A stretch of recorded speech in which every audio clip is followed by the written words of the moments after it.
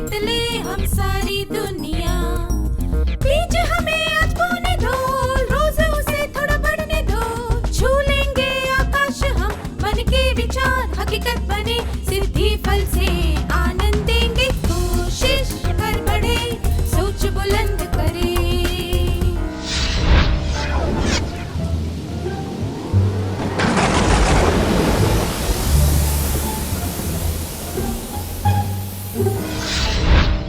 नमस्ते छात्रों, आशा है कि आप सब मजे में हैं। क्या आपको याद है कि हमने भावनाओं के सत्र में क्या सीखा था? हमने सीखा था कि मजा, चिंता, अपमान, आश्चर्य, डर, गर्व, गुस्सा और खुशी ये कुछ मूल भावनाओं के नाम हैं जिन्हें हम सभी महसूस करते हैं। हमने ये भी सीखा था कि मजा, आश्चर्य, गर्व और खुशी सकारात्मक और अहानिकारक भावनाएं हैं। मुझे यकीन है कि आपको ये याद होगा। हमने एक गीत भी गाया था। क्या आपको वो गीत याद है? क्या हम फिर से वो गीत गाएं?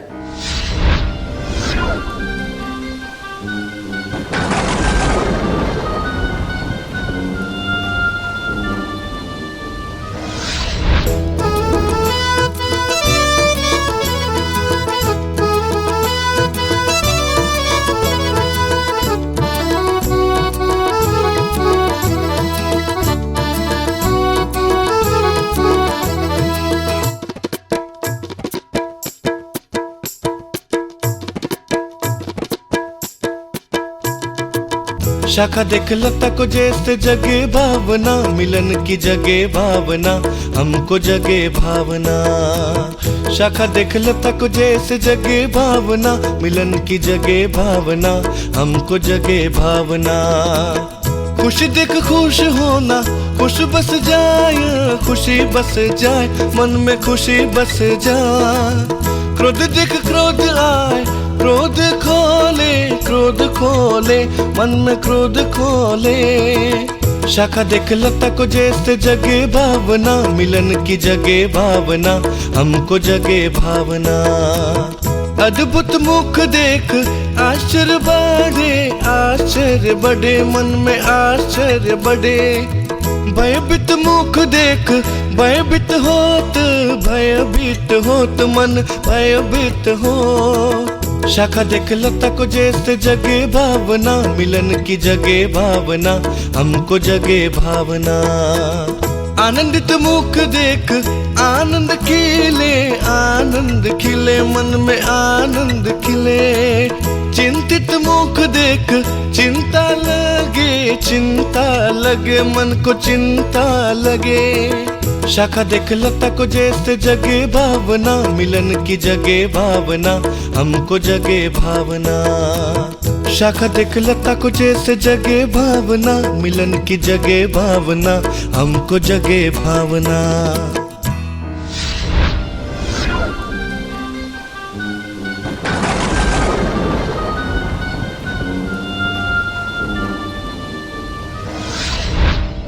आप सबने बहुत अच्छा गाया। क्या अब हम एक कार्यकलाप करें? इस सूची में से हमने सकारात्मक और अहानिकारक भावनाओं को पहचाना था, जो हैं मज़ा, आश्चर्य, गर्व और खुशी। अब हम कुछ भावनाओं को पहचानेंगे जो हमारे और दूसरों के लिए हानिकारक होती हैं। उदाहरण के लिए, आप अपने दोस्त के साथ झगड़ रहे हैं। आप दोनों में से कोई भी पीछे नहीं हटना चाहता। धीरे धीरे वो झगड़ा लड़ाई में बदल जाता है। आप दोनों बहुत गुस्से में हैं। आपका शरीर और दिमाग तन गया है। इस लड़ाई में किसी को भी चोट लग सकती है या फिर मानसिक पीड़ा हो सकती है। क्या आप इस सूची में इस तरह की भावनाओं को पहचान सकते हैं? मज़ा, चिंता, अपमान, आश्चर्य, डर, गर्व, गुस्सा खुशी।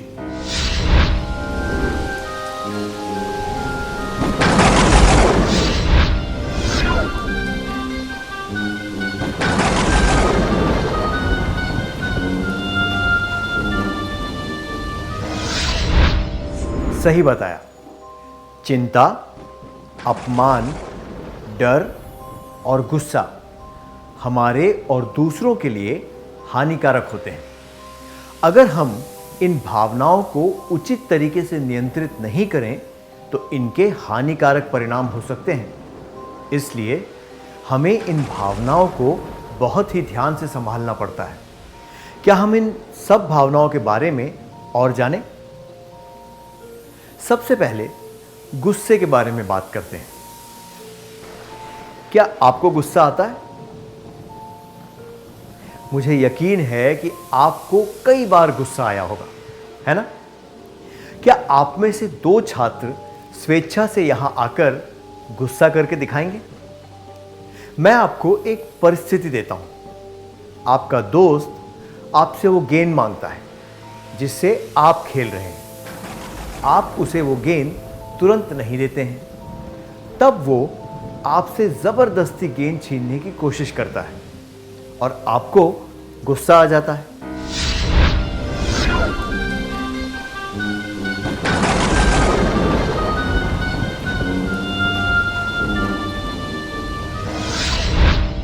बढ़िया किया। जब हम गुस्सा करते हैं तब शरीर में खून का दौरा बढ़ जाता है और हमारा शरीर गर्म हो जाता है।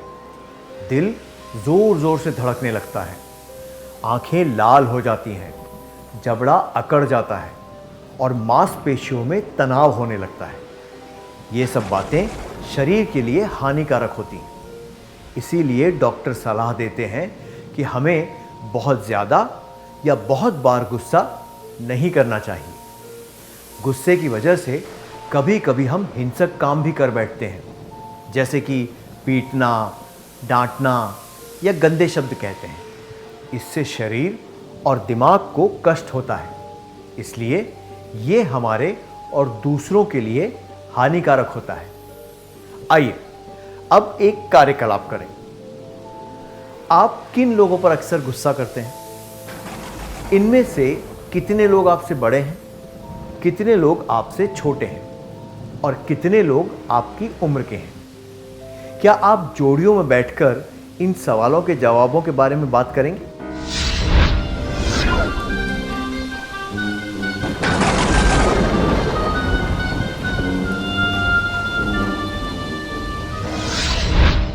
इन सवालों के जवाब बताने के लिए शुक्रिया।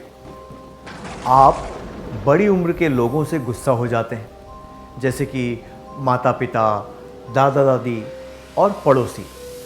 आप अपने छोटे भाई बहन से गुस्सा हो जाते हैं और अपनी उम्र के दोस्तों से भी। आप जिन लोगों से गुस्सा हो जाते हैं वे हैं उम्र में आपसे बड़े, माता पिता, दादा दादी, पड़ोसी। आपकी उम्र के दोस्त, उम्र में आपसे छोटे भाई बहन।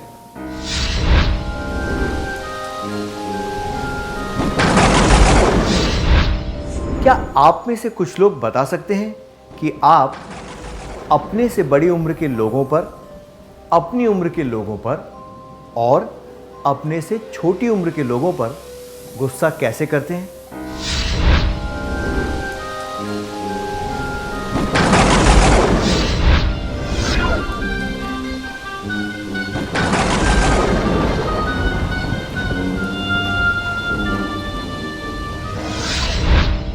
ये बातें खुलकर बताने के लिए शुक्रिया। क्या हम देखें कि आप गुस्सा किस तरह करते हैं?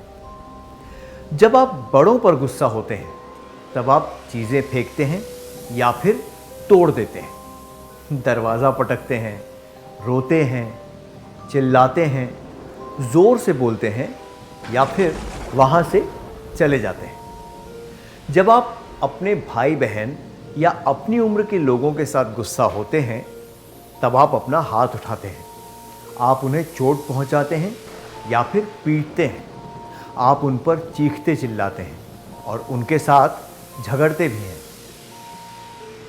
आप बड़ों पर अपना गुस्सा दिखाने के लिए चीज़ें फेंकते हैं या फिर तोड़ देते हैं, दरवाज़ा पटकते हैं, रोते हैं, चिल्लाते हैं, जोर से बोलते हैं या फिर वहां से चले जाते हैं।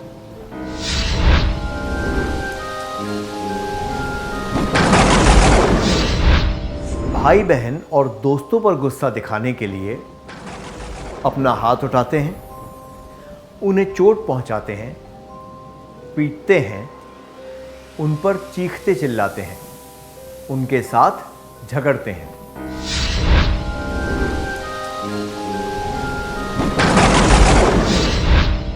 आप दोस्तों और छोटी उम्र के लोगों पर गुस्सा दिखाने के लिए उन्हें चोट पहुंचाते हैं या फिर पीटते हैं। आप अपने से बड़े लोगों को क्यों नहीं पीटते? क्योंकि आप डरते हैं कि बदले में वे भी आपको पीट सकते हैं। इसीलिए आप अपना गुस्सा उन पर निकालते हैं जो बदले में आपको नहीं पीट सकते।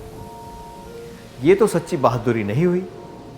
सच्ची बहादुरी इसमें है कि बहुत ज़्यादा गुस्सा आने पर भी अपने गुस्से को काबू में रखना।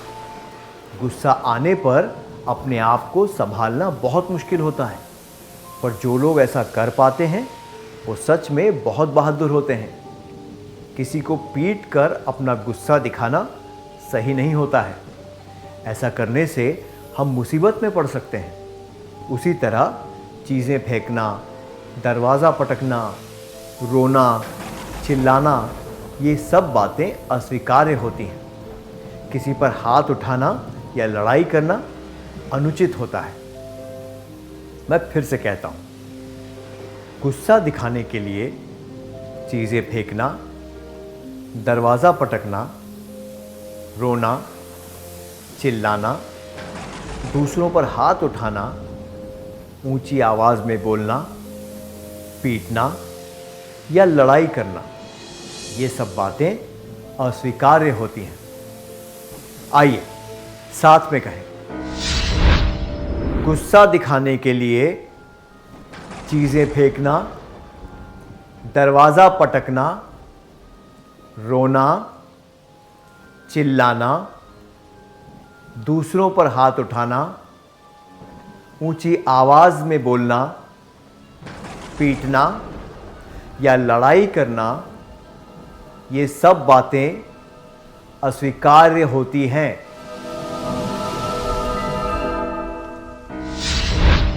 तो फिर हमें गुस्से पर काबू कैसे करना चाहिए?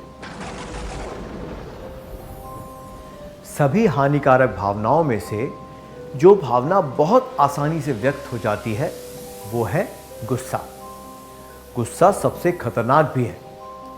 गुस्से की वजह से हम चीज़ें तोड़ते हैं और किसी को पीटते हैं। इसलिए अगली बार जब गुस्सा आए तब हमें अपने हाथ पीछे रखकर उन्हें कस लेना चाहिए और हो सके तो वहाँ से चले जाना चाहिए। जब तक गुस्सा ठंडा ना पड़ जाए तब तक हमें अपने हाथ नहीं खोलने चाहिए। क्या हम कसे हुए हाथों से किसी को पीट सकते हैं या फिर कुछ तोड़ सकते हैं? बिल्कुल भी नहीं। अगर हम नियमित रूप से इस बात का पालन करें तो हम अपने गुस्से को बेहतर तरीके से काबू में कर सकेंगे। अगली बार गुस्सा आने पर आप सब लोग ये कर देखेंगे। बहुत अच्छा। किसी व्यक्ति पर गुस्सा आए तो उसी जगह रहने या फिर उसी बारे में बात करते रहने से आपका गुस्सा कम नहीं होगा। और जब दूसरा व्यक्ति ये बताने की कोशिश करे कि उसका गुस्सा सही बात के लिए है तो स्थिति और बिगड़ जाती है। जब हम अपने हाथ कसकर उस जगह से चले जाते हैं तो हमारा गुस्सा कम होने लगता है। बाद में हमें ये विचार करना चाहिए कि हमें किस वजह से गुस्सा आया था और भविष्य में उस स्थिति से कैसे बचना चाहिए। क्या अब हम एक कार्यकलाप करें? कृपया अपने दोस्त के पास जाकर बैठ जाइए। फिर एक दूसरे को बताइए कि जब आप पर कोई गुस्सा हुआ तब आपको कैसा लगा। जब एक व्यक्ति बात कर रहा हो तब दूसरे को उससे नजरें मिलाते हुए ध्यान देकर सुनना है।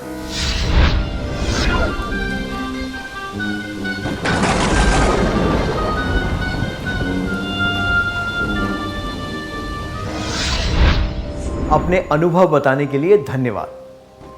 अब से आप अपने गुस्से को काबू में कैसे रखेंगे?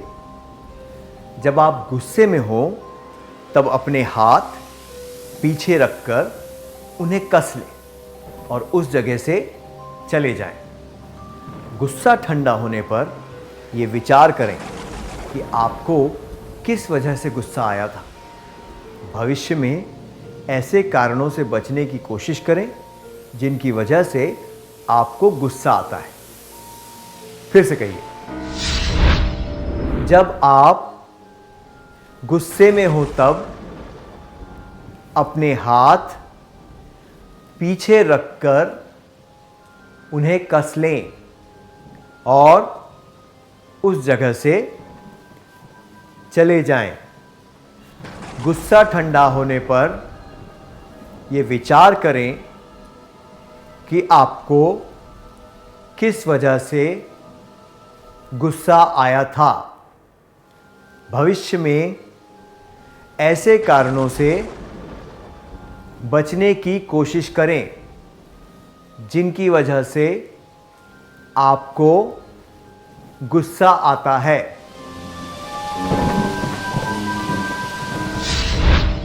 अब तक हमने कुछ हानिकारक भावनाओं के बारे में जाना और ये भी देखा कि उनकी वजह से हमें और दूसरों को क्या हानि पहुंचती है।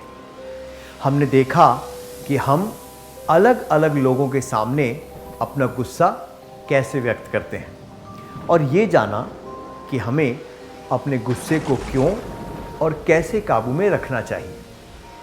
अब हम अगली हानिकारक भावना पर ध्यान देंगे, जो है चिंता।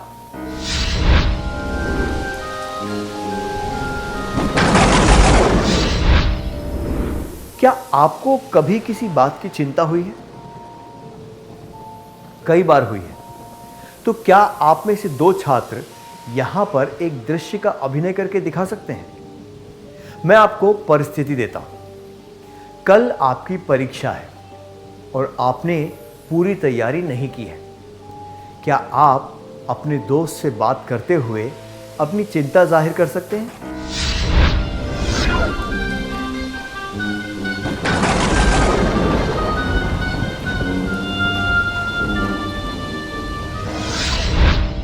धन्यवाद, आपने बहुत अच्छा करके दिखाया।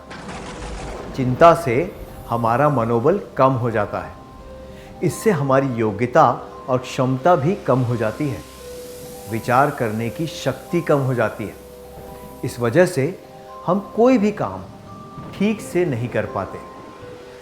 उदाहरण के लिए, ऐसी बातें करना, मैं कितनी भी कोशिश कर लूं मुझे ये पाठ समझ में नहीं आएगा, या क्या पता मुझे मेरी पसंद का बल्ला कब मिलेगा।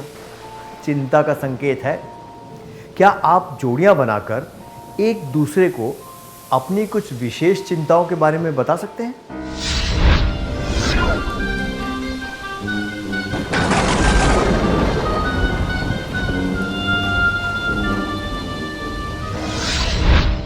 धन्यवाद। क्या हम उन परिस्थितियों के बारे में जानें जिनकी वजह से आपको चिंता होती है? जब कोई व्यक्ति आपसे बात नहीं करता है, आपको डांटता है या फिर आप पर ध्यान नहीं देता है, तो आपको चिंता होती है कि वो ऐसा क्यों कर रहा है। दूसरे शब्दों में कहें तो जब कोई बोलकर या किसी अन्य तरीके से आपको अपमानित करता है तो आपको चिंता होती है। जब आपकी कोई चीज़ खो जाती है या फिर किसी व्यक्ति से संपर्क नहीं हो पाता है तो आपको चिंता होती है कि ऐसा क्यों हुआ। कल्पना कीजिए कि आपको पिछली परीक्षा में 60% अंक मिले थे। अगर इस बार आपको 50% मिले तो आपको चिंता होगी कि अंक कम क्यों हो गए, जबकि आपने ठीक से परीक्षा दी थी। तो अगर कोई स्थिति पहले से बुरी हो जाए तो हमें चिंता होती है। आइए अब एक कार्यकलाप करें।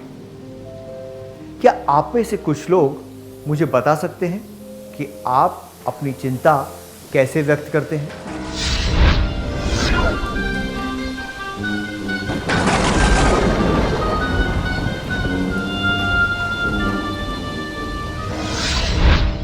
धन्यवाद। आमतौर पर हम अपनी चिंता को दूर करने के लिए रोते या उदास होते हैं। कभी कभी हम बहुत ज़्यादा चिंतित हो जाते हैं। रोने या उदासीन होने से हमारा दुख कम होता है, पर जो चिंता हमारे अंदर घर लेती है वो धीरे धीरे एक हवा के गुब्बारे की तरह बढ़ने लगती है। चिंता अगर बहुत ज़्यादा बढ़ जाए तो विस्फोट हो सकता है, ठीक उसी तरह जैसे ज़रूरत से ज़्यादा हवा भरने पर कोई गुब्बारा फट जाता है। ऐसा होने पर बहुत बुरे परिणाम होते हैं और हानि भी पहुंचती है। उदाहरण के लिए, आपके दोस्त ने आपको डांटा, आपको बहुत बुरा लगा, पर आपने ये बात किसी को नहीं बताई। आपके दिमाग में वही बात बार बार घूम रही है। जब भी आप अपने दोस्त को देखते हैं, आपको वही सब बातें याद आने लगती हैं। धीरे धीरे आपको अपने दोस्त से घृणा होने लगती है और आप बदला लेने के बारे में सोचते हैं। बदले की भावना आप और आपके दोस्त के लिए हानिकारक हो सकती है, इसलिए हमें इस तरह की भावनाएं और चिंता अपने दिमाग में नहीं पालनी चाहिए। तो हम अपनी चिंता को दूर कैसे कर सकते हैं? चिंता की वजह से जो मानसिक तनाव होता है उसके बारे में हमें किसी ऐसे इंसान को बताना चाहिए जिस पर हमें विश्वास हो। ऐसा करने से हम चिंता का कारण जान पाएंगे और ये भी हो सकता है कि हमें अपनी परेशानी का कोई हल भी मिल जाए। किसी को अपनी बात बताने से मन का बोझ हल्का हो जाता है और हो सकता है कि सुनने वाला व्यक्ति आपकी परेशानी दूर करने में आपकी मदद भी कर दे। क्या हम एक कार्यकलाप करें? अब आपको जोड़ियां बनाकर बैठना है और एक दूसरे को ऐसी घटना के बारे में बताना है जब आपको कोई चिंता हुई थी। आपको ये भी बताना है कि आपने उस चिंता को दूर कैसे किया था। जब एक व्यक्ति बोल रहा हो तब दूसरे को नज़रें मिलाते हुए ध्यान देकर सुनना है। फिर जब दूसरा व्यक्ति बात करे तब पहले व्यक्ति को भी उसी तरह से ध्यान देना है।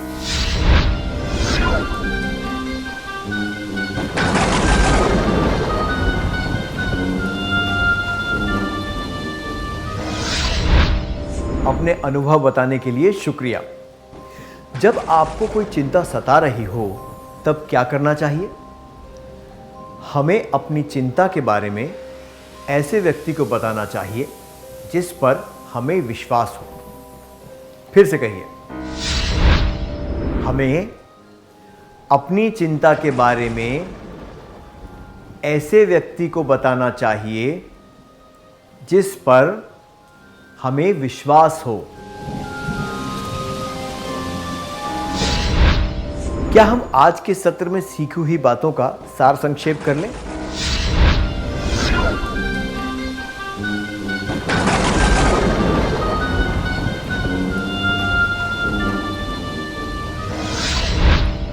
हानिकारक भावनाओं को काबू में रखना चाहिए, नहीं तो इससे हमारा और दूसरों का नुकसान हो सकता है। कुछ हानिकारक भावनाएं गुस्सा, चिंता, अपमान और डर। जब हम गुस्से में हों तब अपने हाथ पीछे रखकर उन्हें कस लेना चाहिए और उस जगह से चले जाना चाहिए।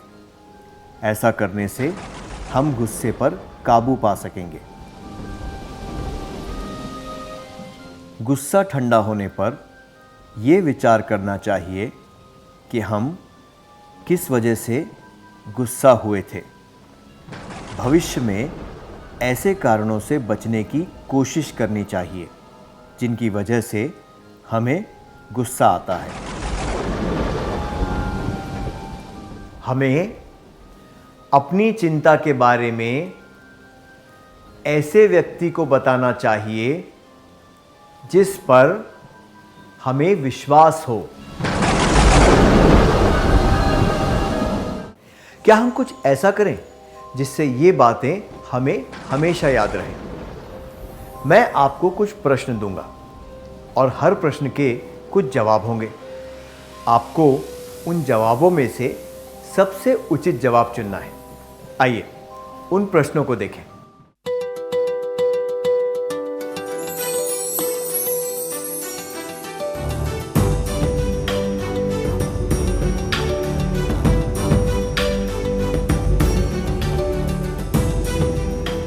प्रश्न 1। आपकी बहन ने आपको किसी गलती के लिए जिम्मेदार ठहराया, पर वो गलती आपने नहीं की है। फिर भी आपकी बहन ने उस गलती की शिकायत आपकी माँ से की है। आप अपना गुस्सा कैसे व्यक्त करेंगे? उत्तर 1। झूठ बोलने के लिए मैं उसे पीटूंगा या पीटूंगी। 2। मैं अपनी माँ को समझाऊंगा या समझाऊंगी कि मैंने कुछ नहीं किया है और कहूँगा या कहूँगी कि मेरी बहन को कोई गलतफहमी हो गई है। 3। मैं दरवाज़ा पटककर वहाँ से चला जाऊँगा या चली जाऊँगी। प्रश्न 2। जब आपको पता चलेगा कि आपका बटुआ गुम गया है तब आप क्या करेंगे? उत्तर 1। मैं बहुत रोऊंगा या रोऊंगी। 2। मैं सोचूंगा या सोचूंगी कि अब से मुझे अपने पैसे ठीक से रखने चाहिए। 3। मैं अपनी किस्मत को दोष दूंगा या दोष दूंगी। प्रश्न 3। आपको किसी प्रतियोगिता में पिछले साल पहला इनाम मिला था। अगर आप इस साल नहीं जीत पाए तो आप क्या करेंगे? उत्तर 1। मैं ये जानने की कोशिश करूँगा या करूँगी कि मैं इस साल क्यों हारा या हारी ताकि अगले साल जीत सकूं। 2। मैं बहुत उदास हो जाऊँगी या हो जाऊँगा और अपने दोस्त को इसके बारे में बताऊँगा या बताऊँगी। 3। मैं उस प्रतियोगिता में भाग लेना बंद कर दूँगा या बंद कर दूँगी।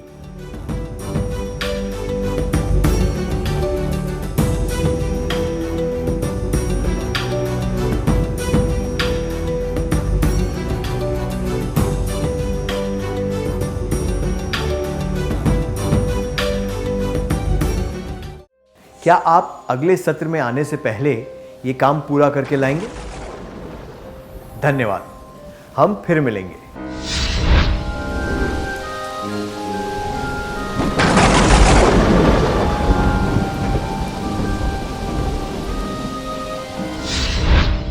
नमस्ते छात्रों, आपका स्वागत है। मुझे विश्वास है कि आप अपना गृह कार्य पूरा करके लाए हैं। क्या हम अपना उत्तर जांच लें?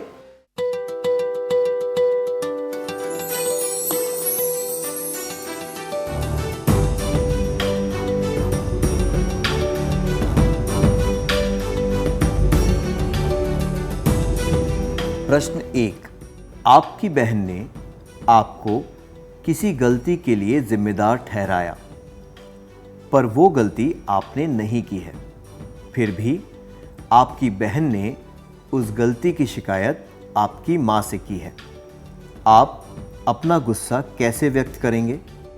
ये जवाब कि झूठ बोलने के लिए मैं उसे पीटूंगा या पीटूंगी और ये जवाब कि मैं दरवाज़ा पटककर वहाँ से चला जाऊँगा या चली जाऊँगी उचित नहीं है, क्योंकि इससे पता चलता है कि आपने अपने गुस्से को काबू में रखना नहीं सीखा है।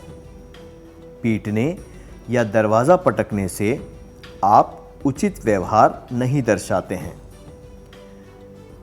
गुस्सा ऐसे व्यक्त नहीं करना चाहिए। ये जवाब कि मैं अपनी माँ को समझाऊंगा या समझाऊंगी कि मैंने कुछ नहीं किया और कहूँगा या कहूँगी कि मेरी बहन को कोई गलत फहमी हो गई है, उचित है, क्योंकि ये दर्शाता है कि आपने गुस्से पर काबू कर लिया है और ये सराहनीय है। आपका जवाब क्या है?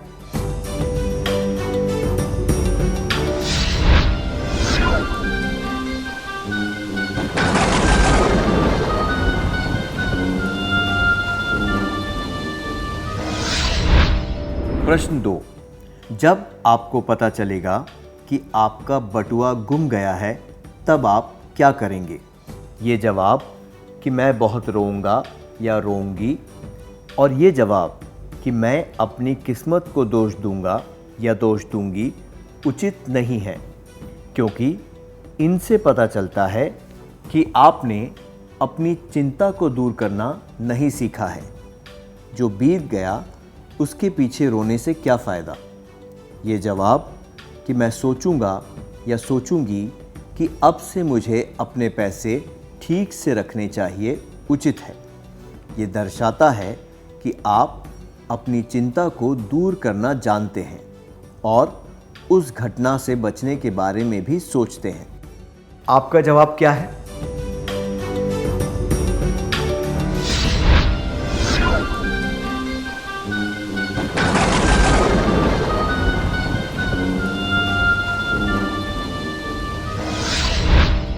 प्रश्न 3, आपको किसी प्रतियोगिता में पिछले साल पहला इनाम मिला था। अगर आप इस साल नहीं जीत पाए तो आप क्या करेंगे? ये जवाब कि मैं बहुत उदास हो जाऊंगा या हो जाऊंगी और अपने दोस्तों को इसके बारे में बताऊंगा या बताऊंगी, और ये जवाब कि मैं उस प्रतियोगिता में भाग लेना बंद कर दूंगा या बंद कर दूंगी, उचित नहीं है। इनसे पता चलता है कि आपने चिंता को दूर करना नहीं सीखा है।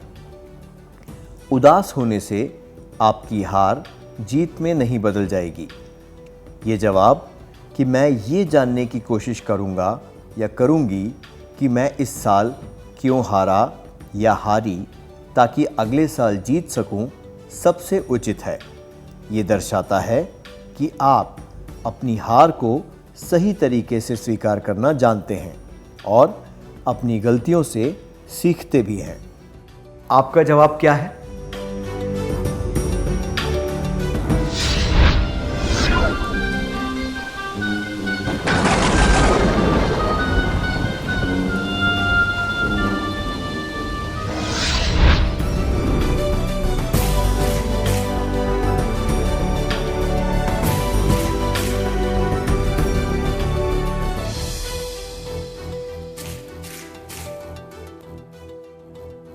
आशा है कि आपके सारे जवाब सही थे। क्या हम अगले सत्र पर चलें?